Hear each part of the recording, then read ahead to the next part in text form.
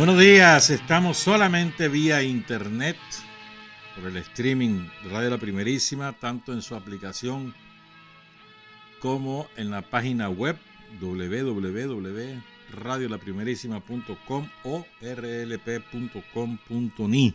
o en la aplicación que la pueden descargar para Android o para los iPhone. Está a la disposición en la respectiva Play Store.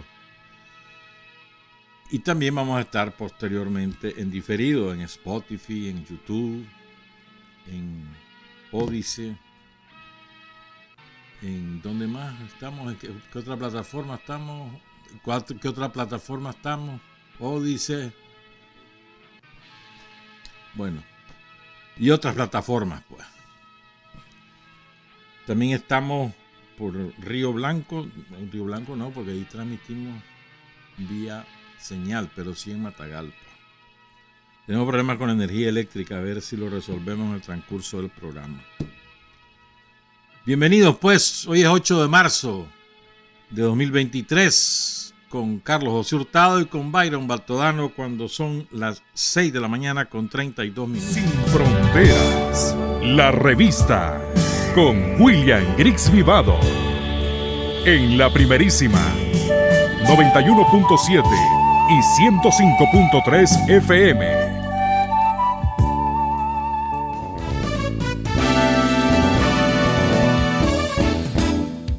Sin fronteras para decir la verdad. Sin fronteras, trabajar, avanzar, combatir, vencer. Sin fronteras.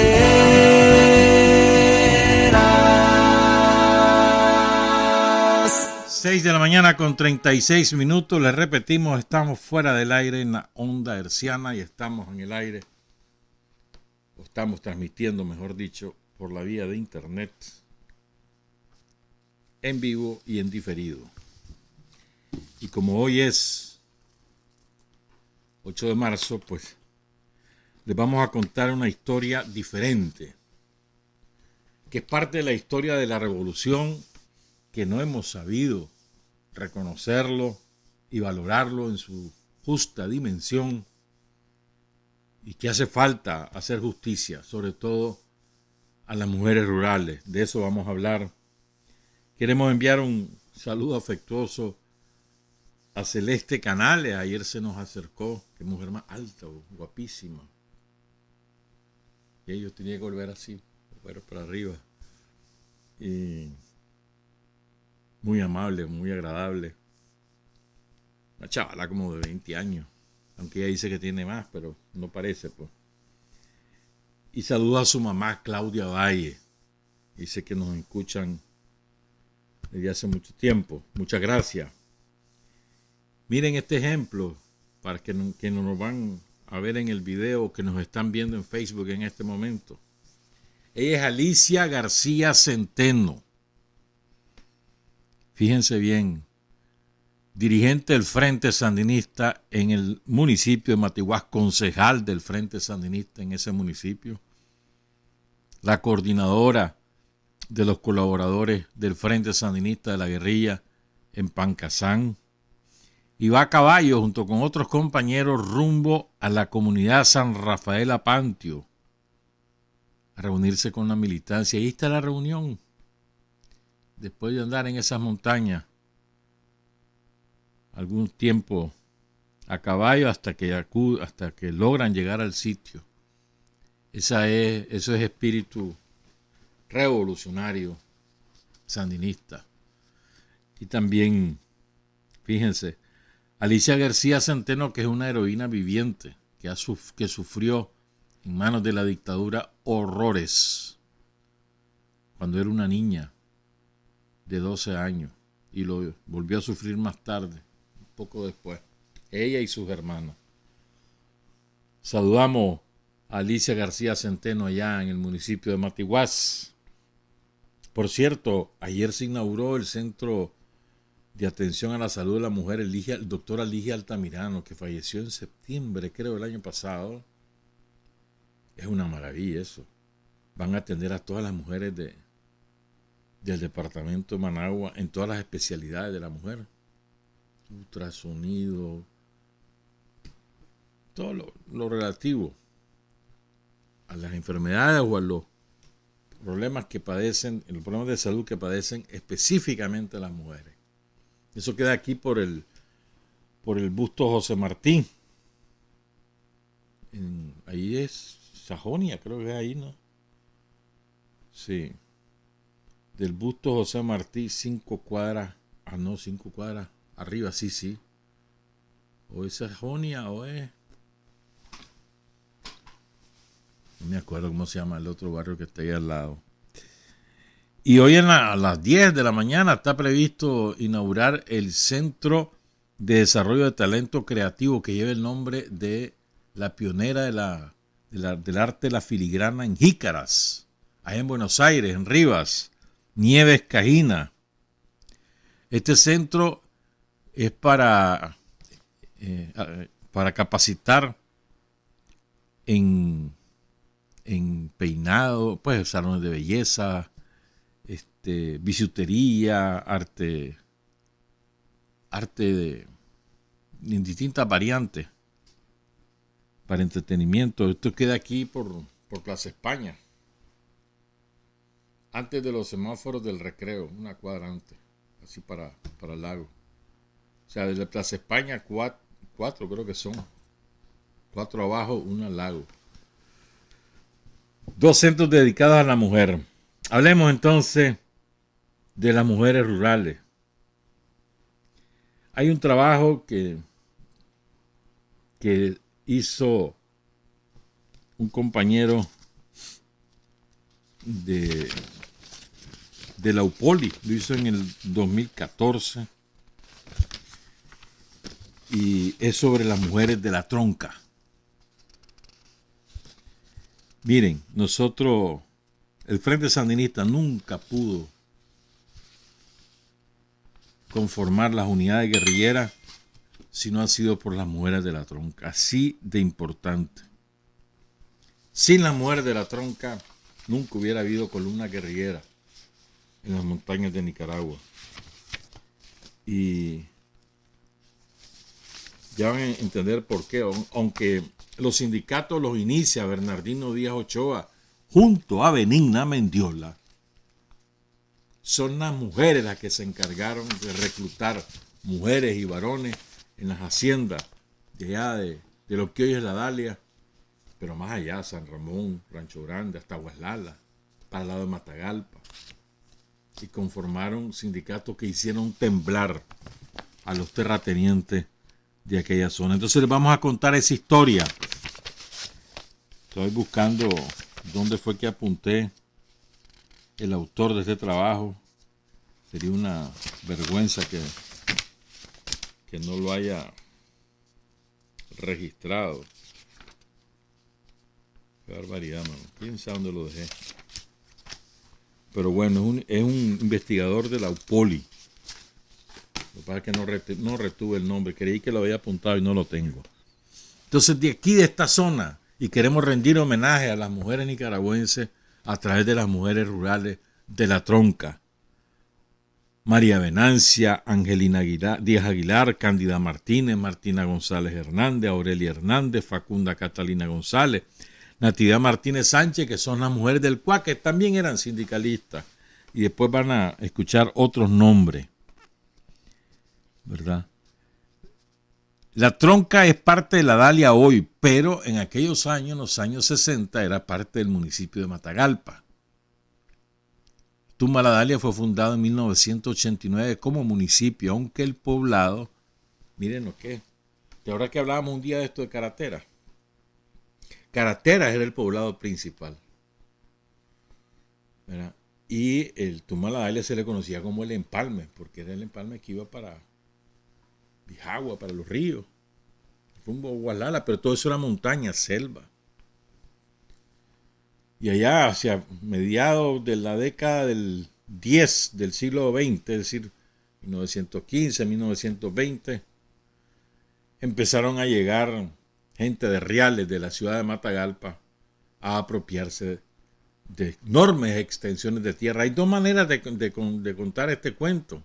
La manera de los finqueros, de los hacendados, de los terratenientes, que es decir, que ellos fueron los pioneros, que llegaron, que ya había puro bosque, que ellos se encargaron de hacer producir, que tenían 400 manzanas, 1500 manzanas, y que ellos llevaron desarrollo. Esa es una manera.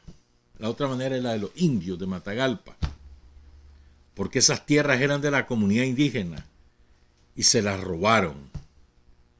Las declararon tierras nacionales y se las regalaban a los grandes ricachones de la ciudad de Matagalpa que llegaban allí a hacer más fortuna. Esa es la versión de los indios y la otra es la versión de los terratenientes. Hoy en día el municipio tiene unos 80,000 habitantes, 80,000. En aquella época, pensar que hace 100 años era un caserío de 4 o 5. Y las cañadas, pues, ¿sabes? Las cañadas están en la falda de las montañas, dispersas las casas, los ranchos. Ahí es donde vivían los indios, pero ni siquiera eran contabilizados.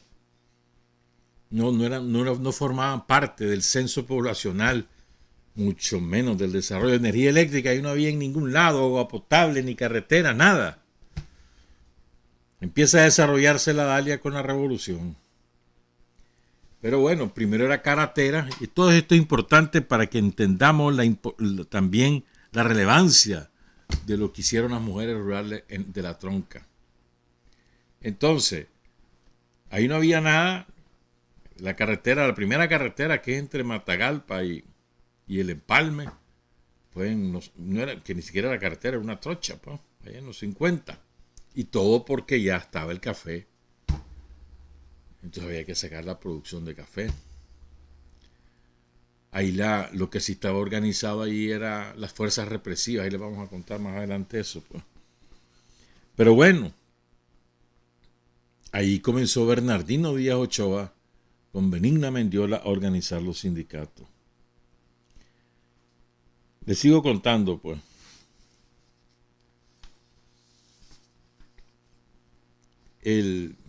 Aquí está el autor de este trabajo. Se llama Mario Argüello. Lo publicó en una revista en línea que se llama El Acontecer en mayo-agosto de 2011. Y se llama El legado histórico de las mujeres en las luchas campesinas de la comarca de la Tronca. Es muy bueno el trabajo. Muy bueno. Entonces, fíjense. Hay que tomar en cuenta estas dos cosas. El café, que lo introducen a partir del 1920 por ahí, en grandes extensiones de tierra robadas a las comunidades indígenas literalmente, y a la gente que le quitaron las tierras son las que empiezan a trabajar a los terratenientes en condiciones miserables.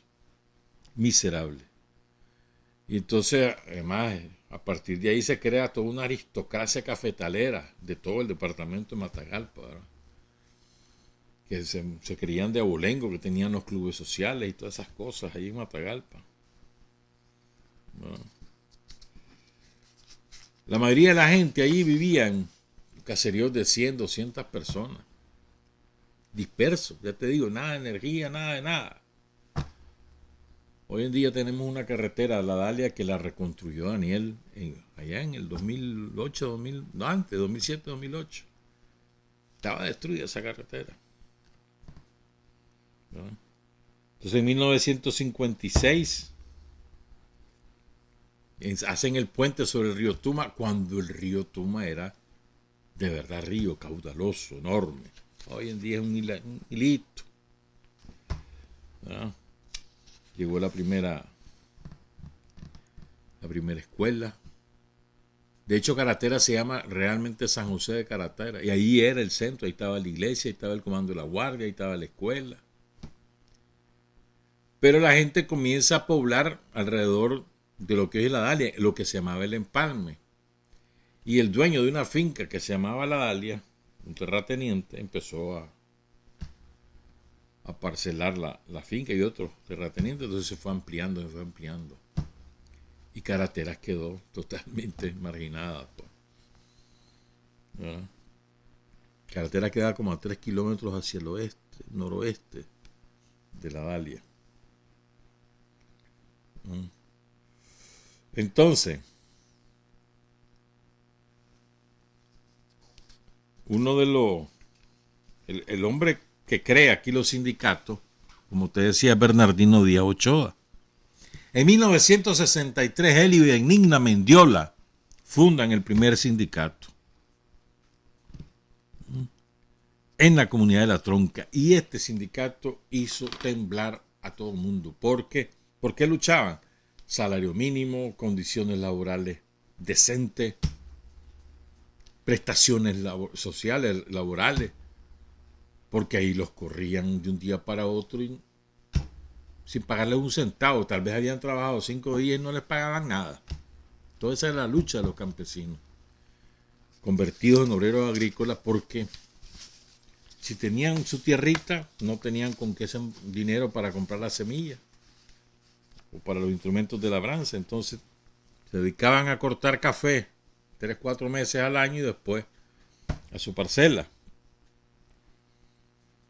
Allá en Peña Blanca, en Bijao Abajo, en Bijao Arriba, en Bulbul, en Guasaca, arriba y abajo, en El Pavón, en El Castillo, La Tronca, Ayala, El Granadillo, El Coyolar, El Tigre, Piedraluna, Aguas Amarillas, Quililito, Quililón, El Guapotal, Yayule, Yacica Norte, Cuatro Esquinas, Guasaca Central, Guasaca Sureste, en fin. Estamos. Toda esa zona, pues. En El Ocote, en Caño Negro, en Bocaicito. Él era, antes de Bernardino, se vincula al Partido Socialista. El Partido Socialista hizo un trabajo enorme entre los obreros agrícolas del departamento de Matagalpa, enorme. El Partido Socialista es el que forma como sindicalista a Bernardino Díaz Ochoa y el que lo apoya, el que le da instrucción de cómo era, cuáles eran los derechos de los trabajadores y cómo defenderlos. Y en esa escuela socialista con el sindicato de oficios varios, creo que se llamaba, ahí en la ciudad de Matagalpa, es que Bernardino se forma, pues, y funda su primer sindicato. Cuando él se le enfrenta a su patrón, que se llamaba Rivera.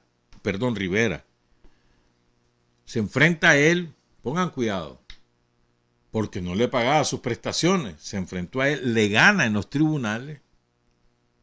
Y entonces, en venganza, el patrón se alía con la guardia y lo mete preso.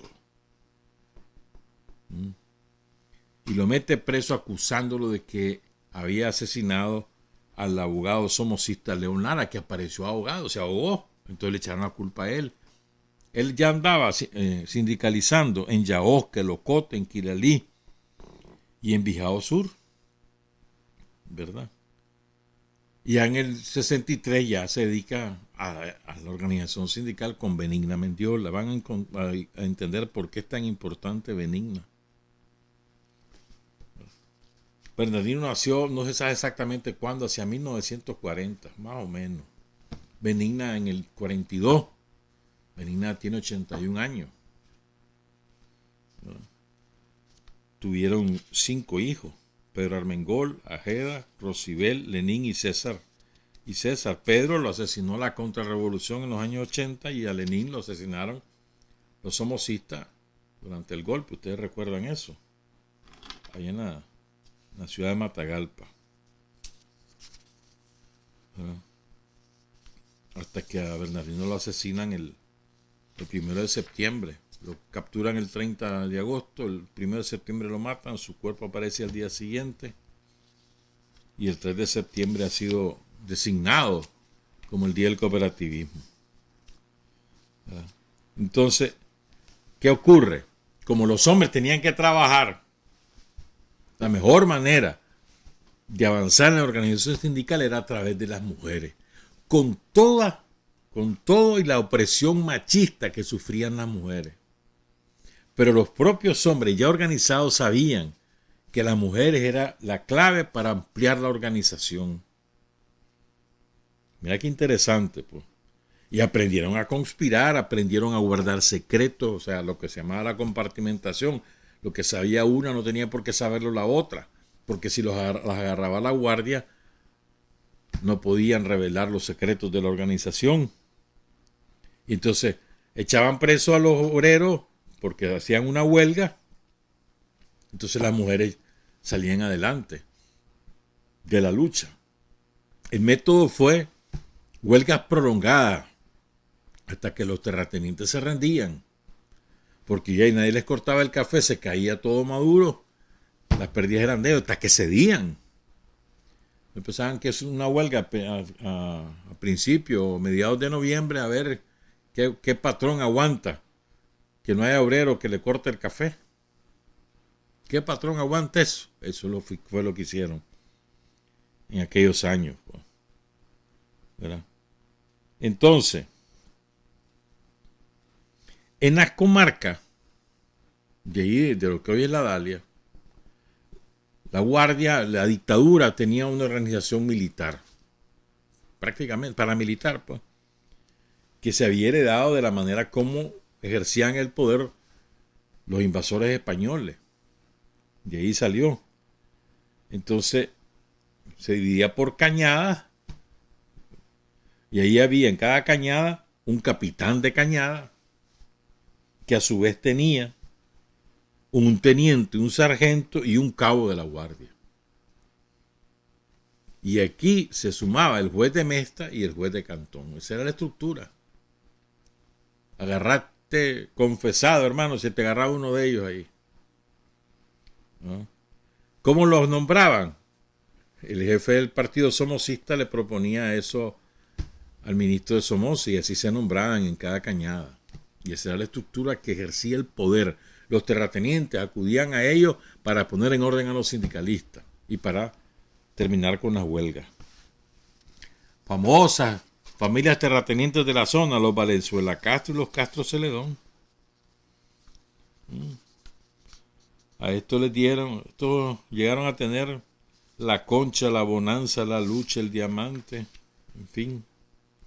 Y en 1952 les regalan 20.000 hectáreas. Somoza le da 20.000 hectáreas de los indígenas, que supuestamente eran tierras estatales, nacionales, se las da a la municipalidad de Matagalpa para que financie la instalación del agua potable. Y se roban esas 20.000 hectáreas en la zona de Peña Blanca. Y desalojan a los indios. Les quitan sus tierras, así de sencillo. Y entonces todos estos terratenientes, los hijos de ellos se casaban con las chicas bien de la ciudad de Matagalpa, que eran de otras familias de potentados, se ampliaba la fortuna, etc. En 1967, los dueños de la Hacienda del Carmen queman los ranchos de los campesinos. Y eso origina el levantamiento campesino en la zona. Don Santiago Arteta se pone al frente, líder indígena de la lucha. Recuerden, estas tierras eran de la comunidad indígena de Matagalpa, se las robaron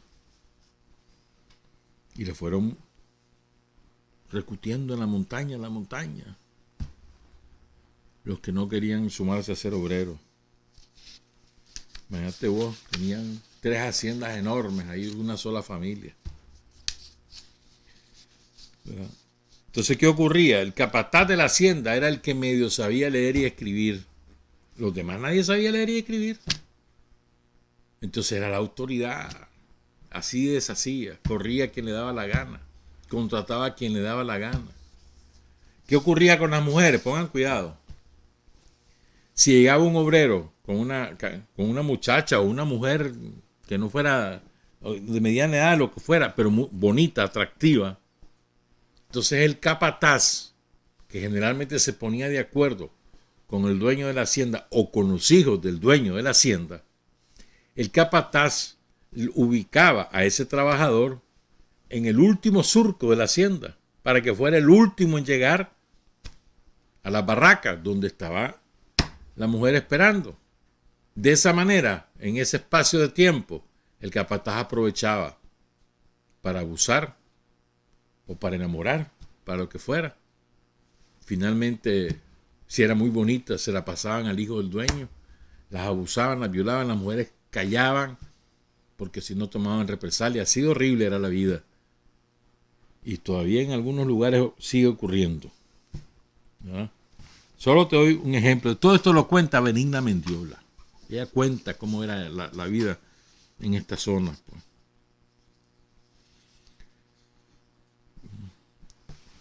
¿Qué ocurría también? Cuando vivían en la miseria. Estaba el matrimonio desde muy jóvenes.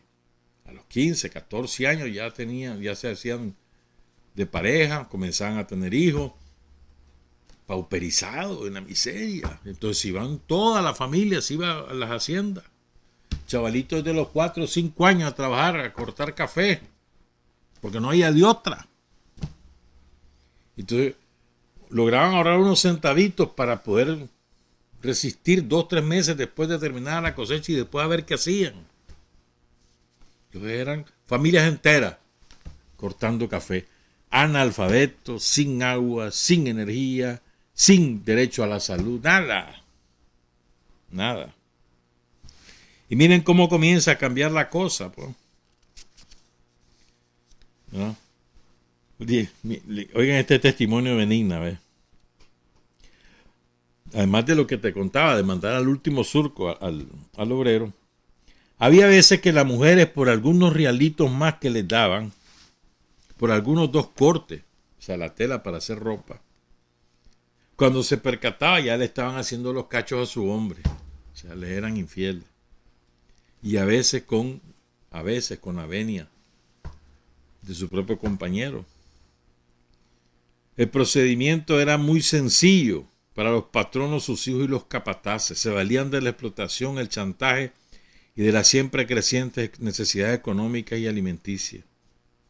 El patrón o el mandador mandaban a llamar a la muchacha, le regalaban una pelotita de cuajada, por ejemplo, o alguna cosita ahí, o le daban un bistec o alguna chapita. Ahí empezaba. Y hasta que si el patrón o el hijo del patrón se encaprichaba, hasta que la hacía suya. Montones de muchachas que le parieron hijos a los patrones que jamás se hicieron cargo de ellos y que sufrieron unas humillaciones por haberle tenido el hijo a un patrón. Peor si la muchacha trabajaba de cocinera, ahí era así que era, porque ahí la tenían en la cocina, a la mano. Y muchas veces el patrón desniñaba a su hijo varón con las muchachas campesinas. En serio. Y atrocidades, hay historias de historia, ¿no?, de lo que sufrían las mujeres campesinas a manos de los patrones. Y si de casualidad el compañero de la muchacha se daba cuenta y protestaba, entonces lo corrían. Así de triste, hermano. Dice Benigna, en las haciendas hubo mujeres que las violaron y nunca dijeron nada por vergüenza. Entonces, miren qué bonito cómo fue lo de los sindicatos. Miren qué bonito esto. Recuerden, las mujeres es las que iban de finca en finca, de hacienda en hacienda, en la disimulada, porque eran mujeres, los patrones y los capataces jamás sospechaban de que las mujeres andaban organizando sindicatos y eran las que les explicaban a otras mujeres y a los varones por qué había que luchar. Por el salario mínimo, por las prestaciones sociales, por tener mejores condiciones en el trabajo, porque las barracas fueran más decentes, porque mejoraran la comida. Y así fue que fueron creciendo los sindicatos. En un momento en que los sindicatos fueron sobrepasados por la gran cantidad de gente que quería organizarse. Mira cómo fue. Y todo comienza en el surgimiento con Bernardino Díaz Ochoa en la escuela del Partido Socialista, la escuela sindical que significó el Sindicato de Oficios Varios en la ciudad de Matagalpa. ¿Verdad? Dice Benigna, pongan cuidado qué bonito esto. Una de las medidas que se tomó en el sindicato fue el respeto a las mujeres. El que anduviera enamorando a la compañera de otro, lo sentaban y le llamaban la atención. Esto fue una gran conquista, dice Benigna. Me gustaba la política de los sindicatos porque cuidaban a las compañeras. En el sindicato se procuró que el campesino cambiara de actitud, que fuera un nuevo hombre, una nueva mujer, haciendo las cosas de manera diferente a las que les tocó sufrir en las haciendas. Fue una escuela para el aprendizaje de valores como el respeto, la solidaridad y el compañerismo. Si alguien se enfermaba, los mismos fondos que recogían los sindicatos servían también para mandarlo a Matagalpa, porque era donde había hospital, o a Managua a curarse. Los sindicatos de los campesinos. Y por supuesto la defensa de los derechos, ¿no? A pelear por la tierra. ¿Verdad? Y fíjense, dice Benigna, en el sindicato formamos un comité con las mujeres, conseguíamos reales y así comprábamos cigarros, fósforos, caramelos para vender en el día de las reuniones y tomar fondos. Entre esas mujeres, recuerda Benigna, a la Chava, la Isabel Loaiziga, doña Ruperta, la Rosemilia, la Vidal, la Amanda, doña Antonia, la Licha que ya murió, doña Petrona, doña Aurelia, la Emelina, la Amanda, la comadretana, doña Chomba, doña Jerónima, que ahí tenemos la foto. Doña Jerónima, la mamá de Bernardino Díaz Ochoa, la Flora, la Moncha, la Cipriana y yo. Clase de memoria la Benigna, ¿verdad? Entonces, Bernardino o Santiago, otro de los dirigentes, les indicaba a qué hacienda les tocaba ir y después iban casa por casa. Había que tener tacto para abordar a la gente sin apresurarse. Se le explicaban los derechos, por qué se luchaba. ¿Verdad? Pero había que estar pendiente de llegar cuando no estaba el terrateniente en la hacienda, para que no la viera. Cada 8 días iban a las casas, cada 8 días. Las mujeres organizando, hasta que vino la represión, se desata la represión con toda crudeza después de Pancasán, que culmina con el asesinato de Bernardino Díaz Ochoa. Ya Bernardino, cuando lo asesinan, ya le está convencido que no hay forma de poder salir adelante de la pobreza, en la miseria en la que vivían, si no era con la lucha armada. Y ya estaba con el Frente Sandinista. Porque en el Partido Socialista no había opción armada. De boca sí, pero de hecho no. Entonces Bernardino ya para el 66 más o menos se convence y empieza a trabajar con el Frente Sandinista. A uno de los primeros que reclutó fue a Eulalio, a Víctor Manuel Guillén. Por cierto, hay un testimonio de Eulalia que es muy bonito, se lo voy a leer. Dice que él conoce a Bernardino en 1964, ¿verdad? En el sindicato de la Tronca. Ya después del de la Tronca se vio el sindicato de Uluce. El sindicato de Uluce, dice Víctor Manuel Guillén Eulalio, se organizó por necesidad, porque los terratenientes despojaban a la gente uno por uno, año con año. A los que se iban afincando los despojaban. El principal era un yanqui que vivía en Estados Unidos y su administrador era un tal Eduardo Haslam. En 1964 hubo un despojo masivo de todos los afincados, los nativos y otros que habían comprado tierras en la zona. 20 a 30 campesinos les robaron sus tierras. Entonces algunos dijeron, no nos pueden hacer esto. Nosotros hemos comprado el derecho de posesión, vamos a luchar. Y se buscan al sindicato de oficios varios de Matagalpa, ¿verdad? Y se organiza el sindicato. En ese 64, ahí queda Eulalio como secretario de acta. Me quedó la buena experiencia. Bueno, entonces dice que los ricos, entonces, cuando vieron el sindicato, los comenzaron a acusar de comunistas. La acusación de siempre, ¿verdad? Me quedó la buena experiencia, dice Eulalio, Víctor Manuel Guillén, que hicimos una unidad, se puede decir una alianza entre los obreros y los campesinos. Juntos soportamos el martirio y el yugo. Entre los obreros y los campesinos se hacía menos pesado. Antes de eso yo viajaba a Matagalpa y no tenía amigos ni dónde ir. El único lugar era donde el patrón. Pero ya con la alianza yo me reconozco con muchos obreros, iba a sus casas buscando las prestaciones sociales. Los ricos pagaban muy poco al trabajador, la comida era pésima, frijoles agrios, no había horario de trabajo desde que amanecía hasta que anochecía. Pero quiero decir que con esa lucha no logramos las prestaciones sociales.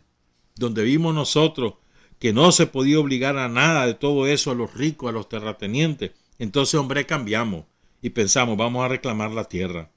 Y nos integramos en esa lucha por la tierra. No solamente los opositores, sino también liberales, que eran trabajadores, que votaban por los liberales, por el somocismo, pero que también se integraron porque eran perjudicados, despojados, humillados.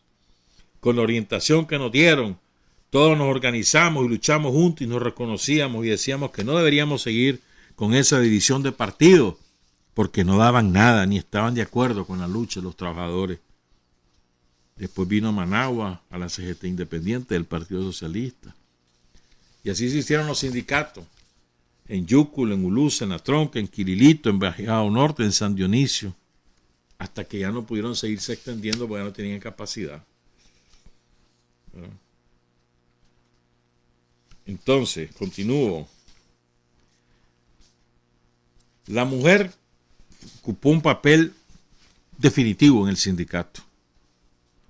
No solo se ganó el respeto de igual a igual, sino que además eran dirigentes en la práctica. Las mujeres campesinas y obreras. Entonces, cuando transita el sindicalismo hacia estructuras de apoyo a la guerrilla, sin las mujeres no se pudo haber hecho. Y es cuando las mujeres se convierten en el principal apoyo de los chavalos, de los muchachos que llegaban de otras zonas del país a las columnas guerrilleras, tanto en Pancasán al principio como después en Sinica y después, más tarde, en la columna Pablo Úbeda. Pero son las mujeres campesinas y obreras la base fundamental para la organización sindical y para después convertirse en la base de apoyo para la guerrilla. Es muy importante esto. Ese trabajo de hormiga fue dando resultados. Cuenta Benigna. Las mujeres en sus casas se iban identificando de manera mágica con las mujeres que llegaban a visitarla, iniciando así lazos fuertes de fraternidad. Fue un trabajo de mujer a mujer muy efectivo, pues se facilitaba un mayor nivel de identificación de mujer a mujer, y luego la mujer que estaba en la casa, o sea, no la sindicalista, sino a la que visitaban, se encargaba después de transmitirle a su compañero y así se convencían. ¿Ven qué? Interesantísimo, ¿no? El sindicato La Tronca se fundó, el primer sindicato, el 1 de mayo de 1961. Y uno de los dirigentes sindicales que llegaron allá del Partido Socialista fue Santos Sánchez. También llegó Alejandro Solórzano, a quien conocieron como Patachinga, ya murió Alejandro. Otros dirigentes, Efraín y Rommel López, que todos los asesinaron ahí por Tarragona. Nos daban charlas, nos daban libros, pero no todos sabíamos leer. Por eso era que Santiago y Bernardino eran los cabezones, porque ellos sí sabían leer y escribir. Y por eso Bernardino era el presidente y Santiago era el vicepresidente. Pero bueno, después empieza el trabajo extendido a partir del 63. Les conté lo que pasa en el 64 con Eulalio. Salen de La Tronca, pues, a Yúcul, después a Uluce, con los hermanos Granados, en Fila Grande, que es ahora parte de Matiguá, ¿verdad? En el Bijahue, que nació en las tierras de Marcelino. Después Las Cañadas, vecinas de La Tronca, el sindicato de Quililito, con los familiares de María Castilblanco. San Antonio de Cuscahuá, en las comarcas de Caño Negro y Caño Blanco, que son ahora parte de Rancho Grande. Después Bocaicito, ahí se funda con la mamá y los hermanos de Bernardino Díaz Ochoa, como por ejemplo Filadelfo. Ahí lo tenemos en una foto con Doris, con Amada Pineda y con Benigna. Filadelfo, que va a cifra alrededor de los 80 años. Filadelfo ya se graduó de licenciado en Administración de Empresas en la Universidad de La Dalia. Y ahí sigue el hombre, como dirigente. Fíjense. Después se fueron a Santa Rosa de Tapascún, al Cuá, a La Pavona, a Los Cedros, el Sarayal, allá en el municipio de Jinotega, los que se fundaron en Fantasma. Incluso formaron un club de obreros, pero no dio bola. Porque en aquella época, miren qué interesante, miren qué interesante esto. En aquella época estaban los clubes social de Matagalpa, pero había un club social de los aristócratas, o sea, los ricos más ricos. Habían los de medio pelo y habían los de obreros, en serio. El club de extranjeros, además, que estuvo ubicado donde hoy es el Cuerpo de Bomberos en la ciudad de Matagalpa. Ahí solo los extranjeros, que eran bastantes, sobre todo de origen alemán, italiano y estadounidense. El Club Social de Matagalpa, que era de los ricos, más ricos, sobre todo cafetaleros en Matagalpa, ¿verdad? Y para poder ingresar a ese club tenías que tener apellido de abolengo. O sea, ser el hijo o la hija o fulanito de tal, si no, no entraba. Entonces, como había bueno, y además había un club para los hijos de ellos, que se llamaba el Yaguare Country Club. Para los hijos. Para que jugaran dominó, ajedrez, y bebieran refresco, porque no podían beber guaro en ese club, etc. Y después estaba el Yaguar. Bueno, el Yaguar estaba donde hoy es la UNAM, allí en Matagalpa. Y después estaba el club de los medio pelos, ¿verdad? Y que quedaba ahí también en Matagalpa. Entonces ahí eran los clase media, ¿me entendés? Los que no podían, los que no tenían suficientes reales para ir a ese club. Entonces después está el club de obreros, por último, la Casa del Obrero, donde hoy está una farmacia. ¿Estamos claros? Entonces en esa experiencia hicieron el club los campesinos, pero no dio mucha bola. Pero ahí hacíamos bailaderas en el Bijagüesura, había una fiesta, nos mandaron invitar, llegó el Patachinga, se armó un bochinche, un hombre andaba bailando con una de las muchachas, porque eran bastante muchachas. Y entonces le iba enamorando a la novia. El novio le dice, no me andes pechereando a mi novia, ¿oíste? Le agarró los dos pechos, y cuando le agarra los dos pechos, entonces aquel otro se viene con una batería y ¡guau! Le pega en la cabeza. Por allá salen los tacos de la batería, se armó una del demonio y entonces se armó, pues. Después sacaron machete, cuchillo y todo. Por eso fue que se canceló el club. Por esos pleitos. ¿Verdad? Y después dice que usamos otra táctica, dice Benigna. Poníamos a dos personas, tenían que dejar el machete, el cuchillo o la navaja a un lado si querían ir a bailar. Y les cobraran 5 pesos para que entraran a bailar, como una manera de disuadir, pues, de que llegaran a pelear, pues. Entonces ahí vendían acá tamales, rosquilla, café con pan. Dice, era una sola alegría, dice Benigna. Pero la realidad en la casa era que el hombre era el que mandaba. Todavía esta realidad sigue presente en muchos hogares de Nicaragua. Entonces, por ejemplo, la mujer no podía vender nada si no le daba permiso el hombre. La mujer podía ver al hombre con otra mujer, pero no podía decir nada, porque si decía algo le metían una, ya sabes qué, zambumbeya le decían. Eso dice la Benigna. Y no podía planificar. Ella tenía que tener los hijos que Dios manda. No podía, que pastilla anticonceptiva. Así era la situación de las mujeres. ¿Verdad? Y fíjense ahora lo que es la vida, pues cómo están las cosas. Cómo ha cambiado eso, cómo la revolución cambió eso. Pero no fue por una dádiva de los hombres a las mujeres, sino las mujeres conquistaron pulgada a pulgada los derechos que hoy tienen. Esto es muy importante. No fue una dádiva, no fue que amanecieron generosos los varones y hoy vamos a dejar que las mujeres voten, hoy vamos a dejar que las mujeres puedan leer y escribir, hoy vamos a dejar que las mujeres tengan propiedades, porque todo eso era prohibido. No, las mujeres se ganaron esos derechos, han conquistado pulgada a pulgada con lucha, con sangre, con sudor. Esto es sumamente importante. Nada de lo que hoy, de los derechos que hoy ejercen las mujeres les ha sido regalado, los han conquistado, se lo han, como te dijera yo, arrebatado de alguna manera a los hombres que se han resistido a ver a las mujeres de igual a igual como otro ser humano, con los mismos derechos que cada quien tiene. No es que sean iguales en características físicas, pero sí tienen los mismos derechos, que es la diferencia. Los mismos derechos. Bueno, ¿qué hizo la revolución? Bueno, después de la guerrilla y todo lo demás, las salvajadas que sufrieron las mujeres, incorporadas a la guerrilla como casas de seguridad, como en las rutas de abastecimiento, como guerrilleras, fueron vitales. Sin ella la revolución no hubiera triunfado, sin duda alguna, se lo digo con toda certeza.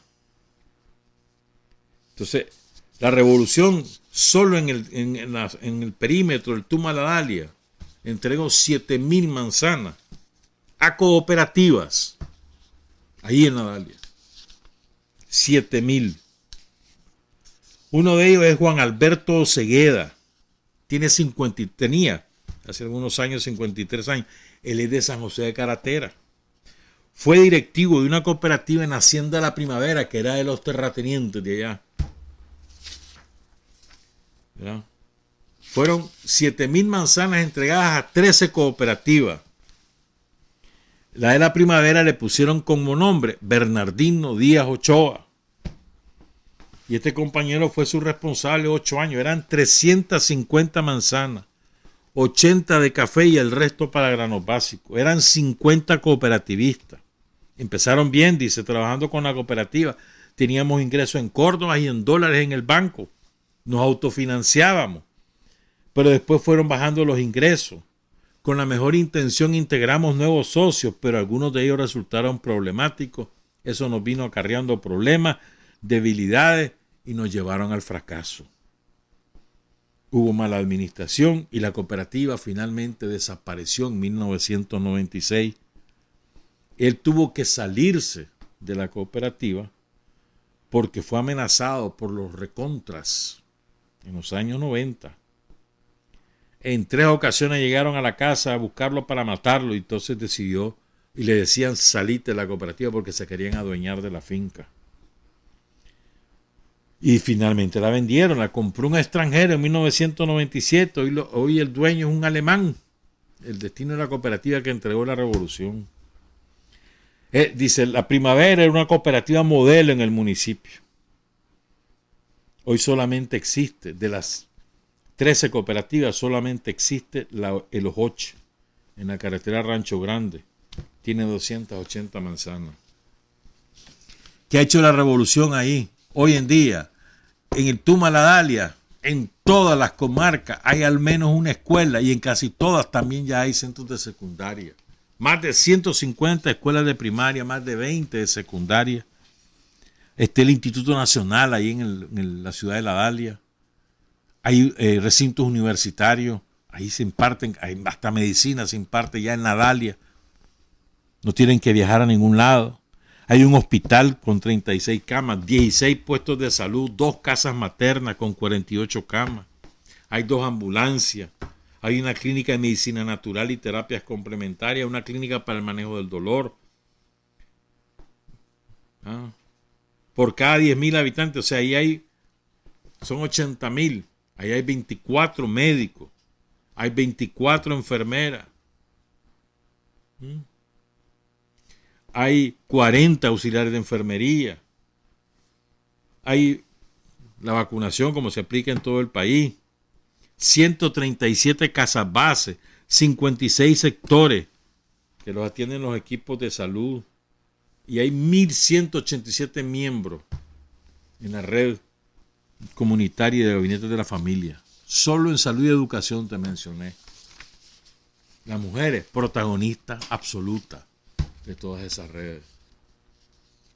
Entonces creo que es importante recuperar la historia de las mujeres de la tronca, sin las cuales la guerrilla nunca hubiera logrado asentarse y por lo tanto el Frente Sandinista no hubiera logrado conformar un bastión desde el cual se irradió para después tener la influencia nacional y desembocar en el triunfo de la revolución.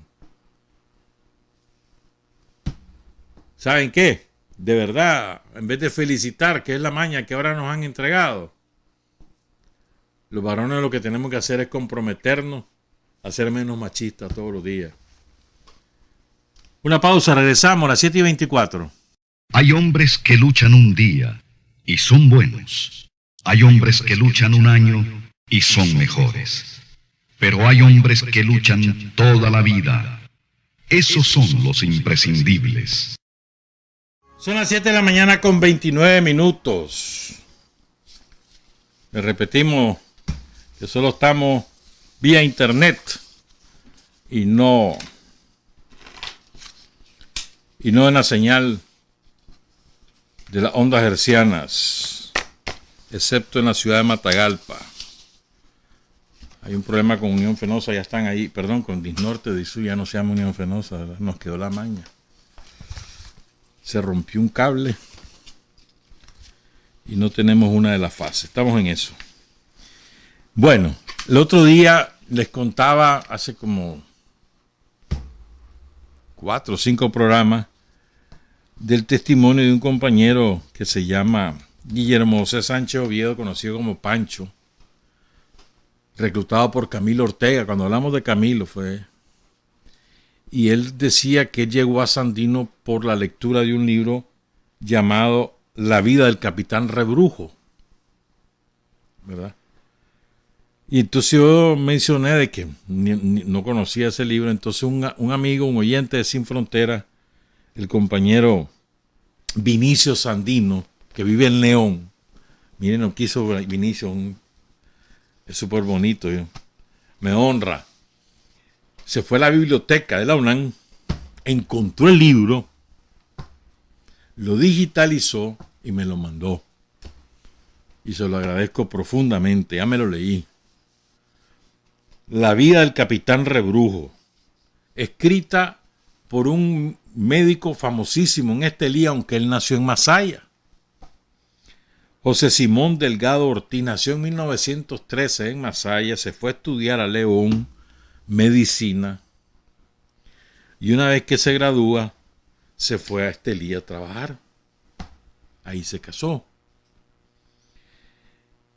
Es uno de los fundadores en Estelí del Partido Liberal Independiente y sandinista de corazón, o sea, admirador hasta su muerte del general Sandino.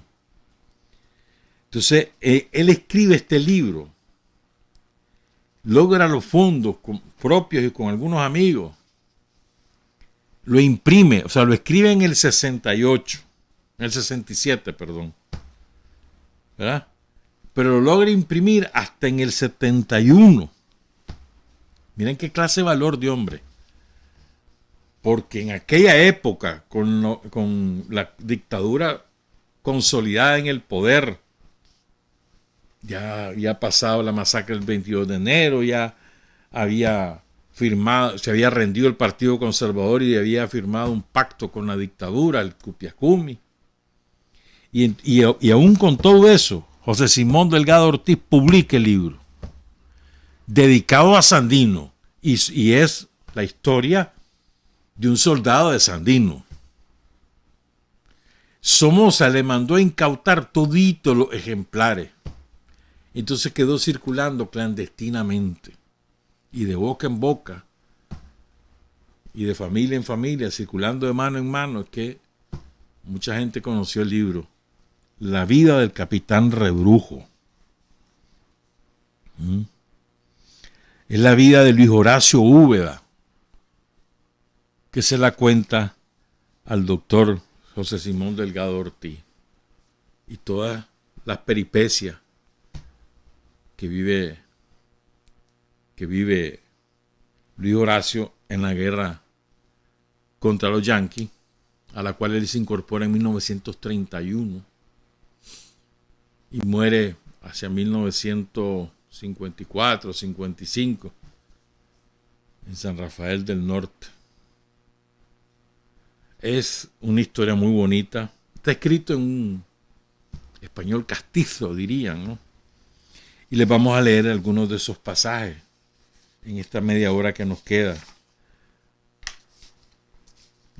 Este hombre, bueno, el doctor, espérate, me había olvidado contar esto, el doctor Simón Delgado conoció al Che, trabajó con el Che, como eran médicos, una identificación. Él tuvo que salir de Nicaragua, exiliado, porque Somoza le hacía la vida imposible, y se fue, primero a Guatemala en la época de Jacobo Arbenz. Ahí conoce al Che, ahí conoce a Carlos Fonseca. Y con el Che se hace brother porque son médicos. Carlos Fonseca era un cipote. Ya Simón Delgado, imagínate, pero ya tendría que ir, ya son en el 17. ¿Ya? Y estamos hablando ya del 57, 58, que es cuando Carlos Fonseca lo sacan a Guatemala. Lo saca la dictadura. Nació en 1913. Estamos hablando que él ya tendría unos 45 años cuando conoce a Carlos Fonseca y conoce al Che. ¿No? El Che se lo llevó a trabajar a Cuba, al triunfo de la Revolución Cubana. Fue su secretario. Fíjate vos. Y ahí sale el doctor Delgado para Nicaragua. Bueno, cuando el Chaparral, el doctor Delgado atendió a Carlos Fonseca en Honduras. Él se casó con Hilda Sosa Sacasa, tuvo 5 hijos, vivió exiliado en Guatemala, en México, en Costa Rica y en Cuba. Dice el testimonio del doctor Delgado en una entrevista que dio en los años 90, cuando lo del Chaparral. Recuerdo en esa oportunidad un hombre mortalmente herido, agonizante, tendido en una camilla de un avión conducido desde Tegucigalpa hasta La Habana, vomitando sangre, expeliendo sangre por las heridas, en un estado tremendo de gravedad. Era Carlos Fonseca. Y sobrevivió Carlos, imagínate vos. Fue secretario del Che, pues, fue jefe del Comité para la Liberación de Nicaragua. Ahí conoció a Pepe Figuera, Carlos Andrés Pérez, etc. Pues. Y regresa a Nicaragua hacia 1962. Es uno de los fundadores de los bomberos. Fue parte de la Junta de Reconstrucción Municipal de Estelí, que se instaló el 21 de julio del 79 con Orlando Pineda López, que era el coordinador, con Alfredo Armas Briones, un famoso sastre de ahí de Estelí, con Mercedes Rosales de Gómez, que era de Amlae. Él fue parte de esa junta hasta el 82-83. Y dedicó su libro a Magdalena Úbeda, viuda de Rodríguez. Inteligencia esclarecida, mentalidad superior, alma diáfana, noble y generosa. Sin ella no hubiera sido posible reconstruir la narración de ese heroico y sufrido antepasado suyo, que le legó no solo su grandeza, sino también su fervoroso culto a la patria y su amor apasionado a lo criollo, a lo nuestro. ¿Sí? Por eso digo, probablemente la historia que él cuenta en su libro, el Capitán Rebrujo, es una historia sobre la base de hechos reales, transmitida por la tradición oral familiar, y que él lo plasmó en este libro. Pues. Y también se lo dedica, es que un hombre valiente, hermano. En el 71, editado este libro, escrito en el 67, dice: a la memoria del ínclito, el glorioso general Augusto César Sandino y la brillante playa de generación de hombres que lo acompañaron en su portentosa lucha, que seguirá siendo ejemplo y admiración de la humanidad, mientras existan quienes crean en la libertad de los pueblos débiles, en la soberanía de las naciones pequeñas, en la dignidad de la patria y en el valor de esos divinos locos que de tarde en tarde ofrendan sus vidas por servir una causa, un ideal, una quimera. Lindo. Entonces yo escogí un pasaje, vamos a ver si nos da tiempo de leerlo todo. Entre las páginas 23 a la 32 llega el doctor a donde el capitán Rebrujo, porque está muy enfermo, entonces lo llega a atender. Entonces agarran confianza y él empieza a hacer la historia con la condición de que él nunca va a revelar esa historia a nadie. Esa es la condición, hasta que él se muera. Esa es la condición, entonces se lo promete el doctor y aquí empieza la historia. Comienza, dice, cuando un día infausto, del verano de 1927, fui llevado a León, en donde estudiaba bachillerato en el Instituto Nacional de Occidente, a la finca él estaba estudiando en León y lo llevan a la finca que poseíamos con motivo de una herida de bala recibida por mi padre en un combate contra las tropas del gobierno usurpador de Managua. Mi progenitor pertenecía como voluntario al ejército constitucionalista que jefiaba en ese entonces el general Sandino, siendo su comandante inmediato el general Bosque, valientísimo militar que tiempo después murió en acción. Tenía yo 16 años y mis más preciadas ilusiones giraban alrededor de los estudios. El desgraciado suceso del balazo sufrido por mi progenitor cambió por completo el rumbo de mi porvenir. Lo primero que se canceló fue el regreso a León, lo que concretamente acababa para siempre con mis aspiraciones de adquirir una educación superior. Desde mi regreso a la pequeña finca situada en el Valle de la Cruz Grande, en la jurisdicción de Palacagüina, tuve que convertirme en el brazo derecho de mi madre, y así le hicimos frente a las adversidades en unión de mi hermano Octavio, que no se había separado de ella y de mis hermanitos menores, Rosario, Sebastián y Pedro, el cumiche del matrimonio. Vino la rendición del ejército constitucionalista en Tipitapa el 4 de mayo de ese mismo año de 1927. Pero el soldado herido en combate, Benigno Ramón Úbeda, mi padre, no regresó todavía a su hogar. El proceso de recuperación fue largo. Anduvo por lo menos en 3 hospitales, siendo el último el Hospital General de Managua, de donde salió un año después, parcialmente inválido. La bala de un Mauser le había destrozado el extremo inferior del fémur, arriba de la articulación de la rodilla, y las astillas del hueso y la infección dañaron el miembro inferior de modo que quedó tieso, rígido, y para caminar lo hacía con un penoso movimiento giratorio, bastante incómodo. Cuando mi padre retornó a su casa como a mediados del año 1928, las fuerzas rebeldes del general Sandino se empeñaban intensamente en operaciones contra la intervención de los gringos. Me parece que en esos días ocurrió el ataque a la plaza de Locotal y la sensible muerte de Rufo Marín. El caso es que mi padre sintió mucho ese revés y lo comentó muy dolido durante bastante tiempo. Agazapado en las mantas, el señor Úbeda, Benigno Ramón Úbeda, lucía lívido, inseguro, por lo que gironeaba las oraciones al adentrarse en los vericuetos de su narración.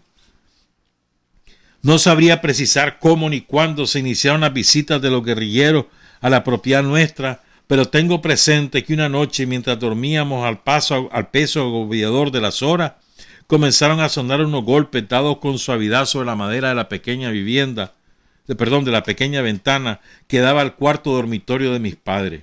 Inexplicablemente yo me encontraba despierto y oí cuando mi madre se levantó primero y abrió la ventana. Enseguida habló algo en voz baja que no entendí. A continuación mi madre abrió una puerta y salió al patio. Después de un largo rato de ausencia siguieron entradas y salidas como que llevaban y traían objetos. Terminó el trajín, se cerró la puerta, todos se acostaron y la casa quedó en las tinieblas y el silencio. Yo me desvelé todo el resto de la noche. No pude conciliar el sueño dándole vueltas al asunto. Días después, aproveché encontrarme solo curando una vaca herida que trajimos al corral para preguntar a mi padre, que se acercó a ver lo que hacía. Me he dado cuenta que al peso de la medianoche viene alguien a la finca y te llama al solar. ¿Qué ocurre? ¿Pasa algo malo? ¿Hay alguna novedad? Y el anciano, Benigno Ramón Mendiola, le respondió: Hijo, lo que sabes es muy delicado. De eso quería hablarte, pero te confieso que tenía miedo. ¿Pero por qué miedo? ¿Es algún enemigo? No, por el contrario, no se trata de mis enemigos, sino de mis excompañeros de la Revolución Constitucionalista. ¿Y por qué te buscan? ¿Qué quieren? Mi viejo habló entonces con cierto dejo de preocupación en sus palabras y como repensando lo que decía. Tú eres muy joven y todavía quizás no puedes comprenderme. Sin embargo, quiero decirte de una vez por las contingencias imprevisibles lo que ocurre. Esos que has oído venir en la oscuridad son miembros de la columna guerrillera del general Sandino. Varios de ellos fueron mis compañeros de batallón antes de ser heridos. Ya de regreso a casa, hace varias semanas me comenzaron a frecuentar para pedir mi ayuda. Ellos me dejan dinero y yo les compro provisiones, ropa, calzado y medicina. Además, actúo como centro de una red de información, pasando por medio de mensajeros las noticias de interés para el Ejército Defensor de la Soberanía Nacional, movimiento de tropas invasoras, cambios en los jefes militares enemigos, órdenes o decretos especiales, represalias contra los que sospechan implicados en actividades sandinistas o que están cooperando con los patriotas. Le dice el Papa al chavalo. Pero papá, si te denuncian van a matarte los machos, dijo angustiado. Y entonces él sigue, el Papa. Recuerden, este es el chaval el que está hablando, Luis Horacio Úbeda. Ciertamente así es, le dice el Papa. Mis esperanzas están cifradas en que mis servicios no se conozcan. Tu mamá es la única confidente y ahora vos sabés la verdad. Debes guardar el secreto con celo, ya que nos jugamos la vida. Todo nos salió bien durante mucho tiempo, cuenta Luis Horacio. Poco a poco fui participando en varias tareas, comisiones de relativa responsabilidad que me llevaron a campamentos lejanos y que me enseñaron muchas experiencias. Cuando se recibían mensajes urgentes porque indicaban ataques de las tropas extranjeras, órdenes para perseguir a tal o cual columna rebelde, por rapidez y absoluta discreción, se prefería que yo llevara el valioso correo hasta el cuartel de los guerrilleros.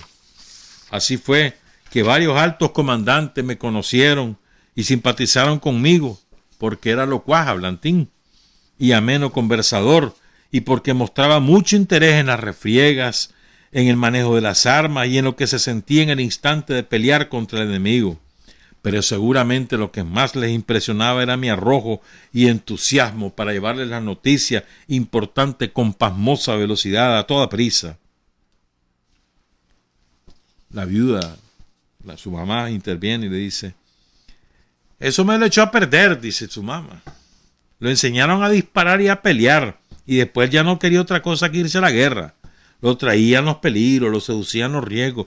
Yo lloraba pensando que tarde o temprano tendría que suceder. Y esa fue la realidad. Al correr de los meses, como impulsado por fenómenos atávicos, llegó a suceder lo temido, que el turbión de la matanza me arrastrara, cuenta Luis Horacio Úbeda. En la madrugada del 17 de febrero de 1931 sonaron los golpecitos familiares para los mayores de la casa. Como de costumbre, mi madre abrió la ventana de su dormitorio, pero luego fue rápidamente y franqueó la puerta del patio, sin esperar que mi padre lo hiciera personalmente. Desde la pieza contigua, en donde yo dormía con mis hermanos varones, escuché que varios hombres calzando botas pesadas penetraron a la salita de la casa, saludando efusivamente a mis viejos. Se oyó ruido de muebles y luego las voces contenidas que se enfrascaban en una animada conversación. No me extrañaba la visita, pero sí el hecho raro de que fueran tantos y que hubieran penetrado a la sala y tomado asiento para deliberar. Ni tardo ni perezoso decidí levantarme porque intuí que algo serio estaba ocurriendo o podría ocurrir próximamente. Cuando hice mi aparición, mi madre, que observaba desde un rincón, indignada, desaprobó mi conducta gritando: Luis Horacio, nadie te dijo que te despertara y tampoco se te ha invitado. Mi padre me quedó viendo y con gestos y de palabras ordenó: déjanos, anda a acostarte. El general Miguel Ángel Ortiz, a quien conocía por haberle llevado muchos mensajes a su cuartel, poniéndose de pie y caminando hacia el punto donde yo me encontraba, dijo cariñosamente: vení, muchacho, vení, quiero saludarte. Pero a continuación agregó con gravedad: No importa que oiga. Él ha sido un leal correo y un probado confidente que tome asiento aquí con nosotros. Recuerdo que ese amanecer revisaron el plan de ataque a la plaza de Somoto, fijando las 9 de la noche para iniciar el asalto, y como había que enviar ciertos avisos temprano del día, yo me ofrecí para esa comisión y al mismo tiempo rogué al general Ortiz que me permitiera participar en el combate. Mi madre estalló: no, por favor, no. Juan Pablo Humansor, que estaba sentado a mi lado, me pasó la mano por la cabeza y con voz autoritaria y bronca sentenció: ya lo oíste, no podés ir. Otro día vendremos por vos. Esta noche el asunto va a estar bravo y le vamos a dar duro a los machos. Aguántese, que de repente te mandamos a traer. Y se echó a reír escandalosamente. Terminaron de beber el café que mi madre les había servido. Les hizo entrega a mi padre de algunas cosas que guardaba y a la voz de mando del general Miguel Ángel Ortiz salieron aquellos hombres con paso firme y presuroso, montaron a sus caballos y se perdieron en la noche. Mi padre admiró y quiso con entrañable cariño al joven y valiente guerrillero Miguel Ángel Ortiz. Lo conocía desde niño y lo siguió viendo de adolescente y de estudiante cuando llegaba en sus vacaciones a Ocotal. Quiero explicar que por cuestiones de negocio y problemas económicos relacionados con nuestra pequeña finca, Benigno Ramón Úbeda, mi padre, desde recién llegado a la región de de la Cruz Grande, frecuentó a la familia Ortiz, con la que mantuvo estrechas vinculaciones comerciales y más que todo una sincera amistad que era el reflejo de la gratitud y el aprecio por personas tan honorables como rectas y serviciales. Mis padres, originarios del municipio de San Rafael del Norte, por dificultades en el trabajo, estrecheces desesperantes y una justa ambición de prosperidad que garantizara el futuro de sus hijos, habían emigrado de San Rafael del Norte hacia la jurisdicción de Palacagüina, en donde compraron una pequeña finca que llegó a constituir todo su haber y su esperanza en el futuro. Los Ortiz concedieron créditos a mi padre y le tendieron la mano en la hora buena, en el momento de las amargas necesidades, y él proclamaba sin reticencia estos antecedentes que no trató jamás de ocultar. Es indudable que esto influyó muchísimo para que sintiera una gran devoción por el brillantísimo soldado del Ejército Defensor de la Soberanía Nacional, más un profundo afecto y el deseo permanente de servirle, de ayudarle en todos los recursos a su alcance al general Miguel Ángel Ortiz. La realidad fue que la vorágine de la guerra, en sus riesgos, sus peligros y constantes amenazas, lo siguió aprisionando entre sus implacables redes. Cuando la tranca aseguró la puerta, vino mi viejo hasta donde me había quedado inmóvil, pensativo. Me echó su recio brazo derecho sobre las espaldas y los hombros y dijo muy despacio, calmadamente, como si un gran temor lo dominara y no le permitiera imprimirle a sus frases soltura, naturalidad. No te deprimas, Luis Horacio, no te tortures. Esta guerra es larga y cruel, feroz y bárbara. De sus consecuencias y de sus acciones no se escapará ningún joven segoviano. Espero que ya te llegará tu oportunidad de participar y para entonces confío que te portes como todo un hombre. No me extrañaría que ese día o que ese momento viniera pronto, cualquier día. Si Dios me presta salud, ayudado por Octavio y tus hermanos menores, cuidaremos de tu madre y los haberes que nos quedan. Es mi voluntad y mi petición que cuando ese día llegue te incorpores a la columna de Miguel Ángel Ortiz y le obedezcas con disciplina y lealtad. Y entonces responde Luis Horacio: gracias, padre, por su autorización. Ahora estoy conforme y sabré esperar con paciencia el minuto desgarrador de la partida. Ojalá se pueda esperar, pero es el caso que ya has cumplido 20 años, que eres adulto completo, que te cercan las tentaciones y te acorralan los peligros estando al alcance de las tropas de ocupación. Y nos retiramos a tratar de dormir.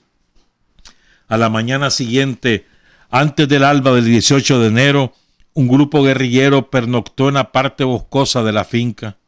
Conducían vituallas y algunos enseres de utilidad para los reclutas con destino a un escondite seguro. Además, transportaban algunos heridos leves con rumbo al campamento general de la Columna para su curación. El jefe de la patrulla vino en busca de mi padre. «Buenos días, don Benigno. Aquí le manda el general», dijo el sujeto de raído uniforme rebelde, y le hizo entrega de una cierta cantidad de dinero que no contaron. Mi viejo le preguntó: «Contame cómo estuvo eso. ¿Cómo salieron?» «Requete bien. Les dimos duro. La refriega fue obstinada y logramos dominar la ciudad durante 2 horas. ¿Tuvieron mucha baja?» «No, ningún muerto. Los caquis, cuando vieron que nosotros éramos más fuertes, dieron la guerra y se parapetaron en los muros del cuartel, que estaba erizado de ametralladora. No lo tomamos porque la defensa era recha. Nos hicieron varios heridos. 3 van conmigo para el campamento». «¿Qué jefes dirigieron la batalla?», le pregunta mi padre al jefe de la columna. «Como siempre, don Benigno, el perro macho, el general Miguel Ángel Ortiz, se portó arrojado y el primero entre los bravos. Con él estaban José León Díaz, que después fue general, Juan Pablo Mansor, que fue general y murió con Sandino, dirigiendo el ataque. Nosotros teníamos 300 muchachos enfurecidos, ciegos de coraje. ¿Y qué se hicieron los demás? Bueno, yo no sabo bien. Que León Díaz se fue para el lado de Apalí. Miguel Ángel y un Mansor siempre se quedan cerca, en los montes del Cuje. Están allá, aditos, como en su casa, en ese lugar. A lo lejos se oyeron las voces de arriero manejando un patacho de mula. El rebelde aguzó el oído. «Me marcho, don Benigno. Ya cumplí. Bello que si se hace tarde y se clareya el día. Nos vemos». El hombre se alejó envuelto en el claroscuro del amanecer. Mi padre salió en dirección del corral, regresando apresurado hasta donde el impedimento de la pierna se lo permitía. Me pareció oír paso y ruido por el atajo que va al aguadero. «¿Sería que están espiándonos?», me dijo mi padre. «No sé, voy a tratar de averiguar», le respondí, y sin esperar sigilosamente me escurrí hasta alcanzar un pequeño monte que me permitía dominar el atajo. Durante algunos minutos nada se escuchó. Todo permanecía hundido en el silencio y la soledad. Regresé a la casa y me dispuse a preparar lo necesario para las faenas agrícolas de aquel día. Se levantó mi mamá y dio comienzo a la labor diaria, a hacernos el desayuno, a leñar la merienda del mediodía, pues regresábamos Octavio y yo, a veces a las 3 o 4 de la tarde. Bien penqueado. Serían las 5 de la mañana cuando Octavio y yo partimos al campo. Mi padre quedó a la cabecera de la mesa haciendo que comía, pero sin duda embargado por hondas preocupaciones. Al salir nos envolvió una fugaz mirada que denunciaba el reflejo de su tristeza. Ahí lo dejamos. A poco de andar, a unos 200 metros de la casa, divisamos un campesino que se alejaba en dirección al Camino Real. Me detuve y observé cuidadosamente. El individuo se llegó hasta otro que lo esperaba y sin revelar malicia se fueron caminando a Palacagüina. «¿Serán soplones?», le pregunté a mi hermano Octavio. «No parece», le dice. «Son mozos de caite que van a faginear temprano», respondió como sin darle importancia a mi hermano Octavio. «Me voy a regresar a avisarle a mi papá», le dice. «¿Para qué lo va a ir a asustar? No es nada, ¿no viste que iban sus machetes? Y el que estaba en la carretera tenía en el hombro una alforja de mecate. Vámonos al rastrojo para antes que se rece el sol», le dice el hermano. Y se fueron a cumplir con el trabajo del campo. Al principio me molestaba cierta vaga preocupación e indefinible presentimiento que me perturbaba, pero a medida que pasaron las horas, olvidé el incidente, pasé tranquilo hasta el mediodía, que merendamos y nos dimos un merecido descanso. Lejos, muy distante, como en la dirección de Somoto, se dejaron oír varios disparos. No pude contar cuántos, pues estaba engreído arreglando una cerca caída, y cuando presté atención ya no hubo más disparos. No me fue difícil calcular que la balacera ocurría mucho más allá de la casa de nuestra finca. En ese momento jornaleábamos a menos de 1 kilómetro y podía estar seguro que el incidente o lo que fuera ocurría en otro sitio, pero abandoné el quehacer, recogí mis implementos y me reuní con Octavio. Este también había suspendido sus tareas y en cuanto me vio cerca me dijo: ¿oíste? A lo mejor son algunos rezagados extraviados los que pelearon en Somoto y van borrachos volando plomo. Vámonos ya, vamos a ver qué pasa, le contesté y salimos de regreso a la casa a marcha forzada. Lo que nuestros ojos vieron de la vivienda era algo indescriptible. Un furioso huracán no habría causado tanta destrucción. Las puertas derribadas, los pocos muebles destruidos, lanzados al patio, sillas, mesas, camas, la cómoda, algunos libros y revistas que yo conservaba como un precioso tesoro de mis días de estudiante, rotos y regados en pedazos por todas partes. Al penetrar nos dimos cuenta que con picos o barras habían hecho hoyos en el piso, excavando en las partes de tierra que jamás se habían enladrillado en la vivienda. Completaba el cuadro de desolación y ruina la falta de un ser viviente en los contornos. Ni una huella de criatura, ni un solo animal. Guiándonos por la supuesta trayectoria de los tiros, corrimos sobre la vereda que conduce a rumbo a Somoto. Avanzamos más de 1000 metros, 1 kilómetro. Y al coronar una colina vimos allá abajo, en la parte plana que semejan unos potreros, arremolinadas unas 20 mujeres que se distinguían por sus naguas y las blusas multicolores. Corrimos desesperadamente. El lugar de reunión era el zanjón de una quebrada, en estos meses del año completamente seco. El cuadro que contemplamos era en grado máximo doloroso, triste, desgarrador. Bajo un pequeño árbol, el cadáver de mi padre, desfigurado, con impactos de proyectiles en la cara y en el pecho, tendido sobre una improvisada camilla hecha de varas y bejucos.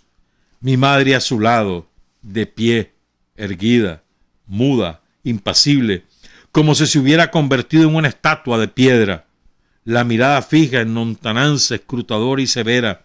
Ella, sin una lágrima y en su contorno agarrado de su traje, mis otros 3 hermanitos, asustados, temblando y llorando, y el numeroso grupo de mujeres ultimando los arreglos para trasladar los despojos mortales hacia su destruido hogar. En todo aquello no había un solo hombre, fuera de Octavio y yo, más los 2 hermanitos menores. En cuanto llegamos al lugar del crimen, nos abrazamos fuertemente a nuestra sufrida madre. La estrechamos como si no quisiéramos desprendernos de su cuerpo, y así estuvimos por varios minutos sin decir una palabra ni una queja.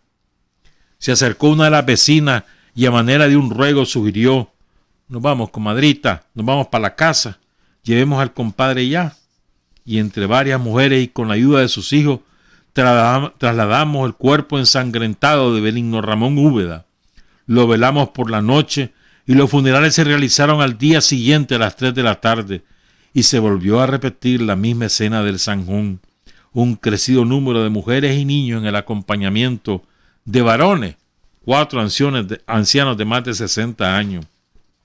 Cuando por la noche, al regresar de los funerales, me sentí revestido de serenidad y valor, hablé a mi madre. A la 1 de la madrugada le dije: me voy en busca del general Miguel Ángel Ortiz. La sangre de mi padre será vengada. Todo invasor que se ponga al alcance de mi fusil morirá sin piedad. Sobre esta decisión no dijo nada. Mi madre permaneció callada largo rato, cabizbaja, meditabunda, con la cabeza entre las manos apretándose las sienes. Di vuelta entre el revoltijo de objetos alborotados que se amontonaban en los rincones, escogiendo lo que me serviría para el viaje, y luego ayudé a improvisar en el suelo camas para que pudieran dormir los pequeños y se recostara un poco la señora cuando el cansancio la doblegara. De pronto mi madre me llamó: Luis Horacio, hoy he decidido vender la finca al compadre Lencho. Nos dará inmediatamente una parte de su valor y el resto lo pagará a plazo. Con ese dinero volveré a Yalí, a la casa de mi hermana Caridad. Ahí viviré con tus hermanos hasta que haya paz y oportunidad para reconstruir nuestro lugar. Está bien, madre, le contesta Luis Octavio. Me parece lo mejor. Aquí te sentirás muy sola y desamparada. Creo que es lo correcto buscar el respaldo de la tía Caridad. Me llevo a Octavio, que en lo sucesivo hará de jefe de la familia mientras vos volvés. Te ruego que te cuides, que no te expongas innecesariamente. Obedece a Miguel Ángel y quiérelo como un hermano mayor. Como usted lo ordene, madre. Me voy a cuidar, me voy a saber portar obediente y respetuoso con el general Miguel Ángel Ortez. Te pido regresar a mi lado cuando esta matanza, este pavoroso infierno termine. No nos olvides, hijo mío. Y me tendió sus brazos amorosos, y entonces mi madre sí estalló en lágrimas y sollozo. Le fue imposible permanecer serena y se anegó en llanto. A mí me pasó igual. Me abracé a ella y lloré inconsolablemente sin decir palabra. Llegado el momento de la partida, le di un tierno beso a mi madre, a Octavio un fuerte apretón de mano y un hasta pronto en medio de recomendaciones de que velara por todos. Salí al patio, llegué hasta el corral y por unos breves minutos miré entre las sombras aquella casa, aquellas piedras, todo lo disfigurado que me rodeaba, lo que en el aire, en el ambiente representaban mi niñez y se ligaban hondamente a mi juventud y me era tan entrañable y tan querido. El viaje a lo desconocido, a lo insospechado, daba comienzo.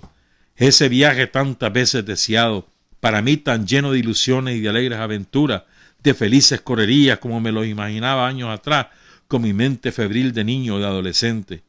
Y ahora, puesto en marcha, qué distinto, un viaje en desafío a la muerte para vengar hasta la saciedad a un muerto, mi padre.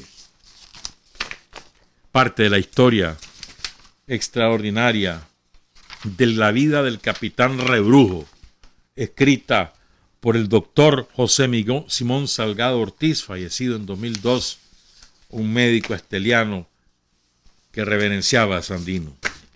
Trabajar, avanzar, combatir, vencer, patria y libertad. Revolución es sentido del momento histórico. Es cambiar todo lo que debe ser cambiado. Es igualdad y libertad plenas. Es ser tratado y tratar a los demás como seres humanos. Es emanciparnos por nosotros mismos y con nuestros propios esfuerzos. Es desafiar poderosas fuerzas dominantes dentro y fuera del ámbito social y nacional. Es defender valores en los que se cree, al precio de cualquier sacrificio. Es modestia, desinterés, altruismo, solidaridad y heroísmo. Es no mentir jamás ni violar principios éticos. Es convicción profunda de que no existe fuerza en el mundo capaz de aplastar la fuerza de la verdad y las ideas. Revolución es unidad, es independencia, es luchar por nuestro sueño de justicia para Cuba y para el mundo, que es la base de nuestro patriotismo, nuestro socialismo y nuestro internacionalismo.